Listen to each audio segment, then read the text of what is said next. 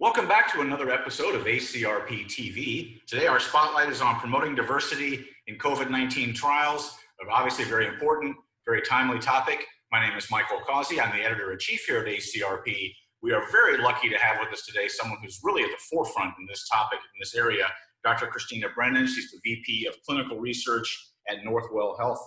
Dr. Brennan, thank you so much for joining us first off. Thank you very much, Michael, and for ACRP for having me today.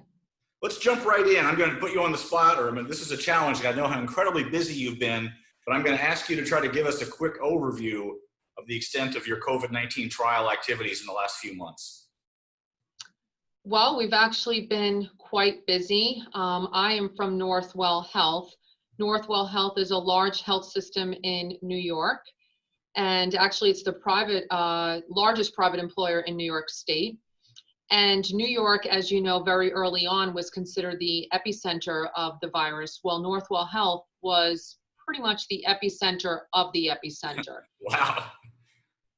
Yeah, so, really since the middle of March, when we first started to see our COVID-19 hospitalized patients, we were very busy with COVID-19 trials.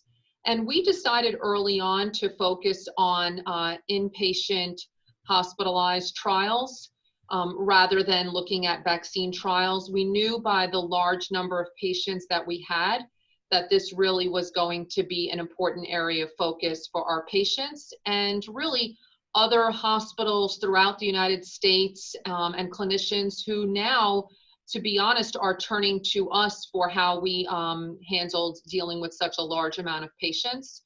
So for March, April, May, and early June, that's really what I've been up to is the COVID-19 treatment trials. Now, like ACRP and FDA and many others, I know you're passionate about improving diversity in clinical trials. It's been an obstacle in this industry for a long time. We're trying to do various things with limited success. Obviously with COVID, it's even more important. You're talking a life or death situation that does seem to be hitting minorities disproportionately hard. So talk about your efforts to try to diversify your COVID-19 patient populations. Yes. We know, Michael, that really we've been talking about diversity for years, and the status quo is just unacceptable. And when we look specifically at COVID-19, we really need to focus on the racial and ethnic diversity that really, if we don't, then it's going to limit our knowledge of the biology of this disease, which, we're all learning at the same time together.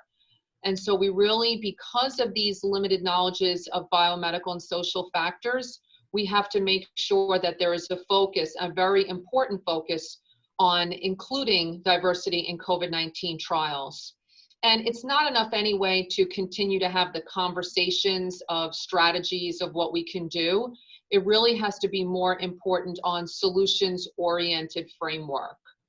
And I know when I speak for our examples at Northwell Health, I think it's important to keep in mind for those sites who are really looking to get involved with COVID-19 trials and really keeping a focus on diversity is selecting the right trial and sponsor, feasible and practical ways for how you can really improve diverse enrollment.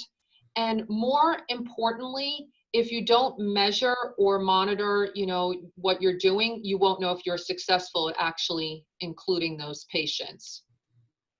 Now, you talked a moment ago about being the epicenter of the epicenter back in March and April, which is obviously a dubious distinction, and you guys handled it extremely well. COVID is all over the place. You and I are speaking. It's August 10th. We thought we'd be in a lull in this hot weather. That doesn't seem to be happening in a lot of states. The epicenter is a moving target. What kind of advice would you give for someone who maybe is in your situation now or will be in a few months when COVID maybe hits them especially hard?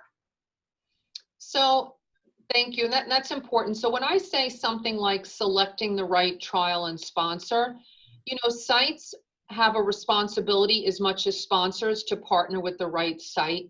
So what that means on the sponsor level is really making sure that you're going to the sites that have a diverse patient population. And then for sites that you are having those conversations with the sponsors, making sure that they can provide the resources for you to be able to enroll these patients. And that means offering informed consents in multiple languages. And the way that you're really going to get at the heart of having these patients trust you is getting into the communities, engaging the patients, having them trust you. And the areas where the patients feel at their most trusted levels, in the churches, in the barbershops, in the salons, getting right into the community. So I feel it's a responsibility both on the sponsor side and the site side to really select the right trial sites. And you're talking about the need for a real grassroots effort. I mean, it's like a political campaign, door to door with door hangers and stuff. Yeah, and that's what it's going to take in the future. And of course, for specifically COVID-19, to the point where you're really enrolling the patients is the hospitalized patients. So there, areas that we focused on, which other sites can learn from, was making sure that we had the offering for these patients for informed consent. And that means some of these patients who were on mechanical ventilation, that you were going to go through surrogate consents, or known as legally authorized representatives. And where we found challenges here about what about if those family members did not have access to technology for electronic informed consent? So you certainly have to have practical solutions to address these barriers. And those are things that we did. We made sure that nobody was excluded due to the lack of technology. We found ways that people could take photos of informed consents, write it on pieces of paper, different ways that they could get that consent back to us at the study site so that their loved one would not be excluded from the COVID-19 trials. You've given us a really very timely reminder right now about why we're doing this and ways we need to maybe improve a little bit. I know your time is at such a premium. I want to thank you again, Dr. Christina Brennan, for giving us some of your time today. She's the VP of Clinical Research at Northwell Health. My name is Michael Causey. We've been here ACRP TV Spotlight on promoting diversity in COVID-19 trials, speaking with Dr. Brennan, who's at the epicenter of the epicenter.